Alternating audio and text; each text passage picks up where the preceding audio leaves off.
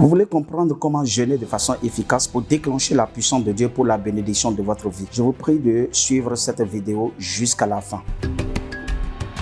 En réalité, jeûner, c'est la privation de trois choses. Privation de nourriture, de loisirs et de plaisir. Jeûner est une activité spirituelle qui discipline les émotions. Jeûner, c'est se priver afin de permettre à l'esprit de transcender. Donc, nous allons partir du livre du prophète Isaïe au chapitre 58 qui a exposé largement le principe du jeûne selon Dieu. Le jeûne qui est efficace, le jeûne selon Dieu, que Dieu agrée, le jeûne qui est agréable aux yeux de Dieu. Eh bien, dans ce texte, nous avons des prescriptions, des indications sur le jeûne. Cependant, je vais vous expliquer les 4 types de jeûne que la Bible nous présente. Dans le livre de 1 Samuel, le chapitre 7, le verset 6, nous avons un jeûne appelé le jeûne de la repentance. Alors que les enfants d'Israël étaient opprimés par les Philistins, ils étaient battus, ils sont tombés dans l'apostasie pendant des années, près de 20 ans, et après, ils ont décidé de morfondre leur âme, c'est-à-dire se priver de nourriture et de se réconcilier avec Dieu, donc se reconnecter avec Dieu. Il est écrit dans ce texte qu'en ce jour-là, ils jeûnaient. Le jeûne de la repentance. Ils se sont privés de nourriture, de loisirs et de plaisir afin de se reconnecter avec Dieu et exprimer leur humiliation, leur regret, exprimer leur angoisse par rapport à leur désobéissance vis-à-vis de Dieu. Et en ce jour, ils n'ont pas mangé. Le prophète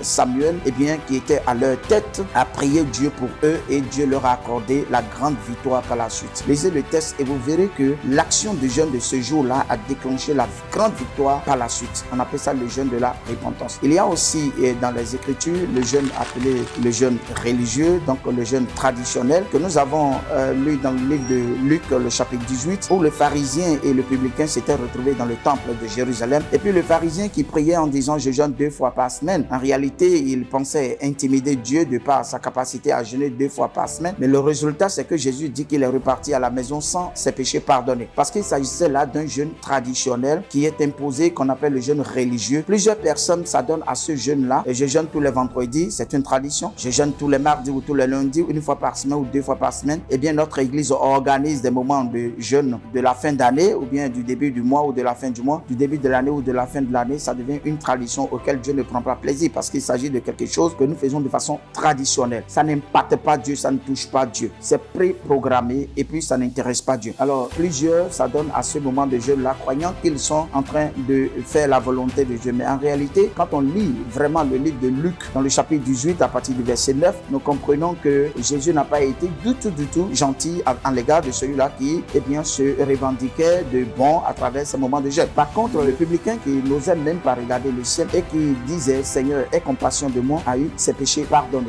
Il faut comprendre par là qu'en réalité, le jeûne, c'est se priver d'abord de son orgueil, de son état d'égoïsme et de ses hypocrisies. Et ce qui permet à Dieu de lire correctement le cœur. Et en cela, il accorde maintenant la bénédiction. Nous avons un 3e type de jeûne dans le livre des Actes des Apôtres au chapitre 23. Nous voyons vers le verset 12 que certaines personnes ont jeûné, se sont promis par serment de ne rien manger ni rien boire jusqu'à ce qu'ils soient capables de tuer l'apôtre Paul. Et là, on parle de jeûne d'imprécation. C'est aussi que certaines personnes prennent le jeûne pour un instrument de vengeance. Quand ils sont en jeûne, c'est pour attaquer les méchants, c'est pour attaquer certaines personnes qu'ils pensent être contre eux. Ils jeûnent et puis ils maudissent les autres. Ils disent, nous maudissons nos ennemis, nous les attaquons, nous proclamons leur mort, leur défaite, etc. Dieu n'est pas dans ce genre de jeûne-là. La preuve, c'est qu'ils n'ont pas pu arriver à bout de leur destin.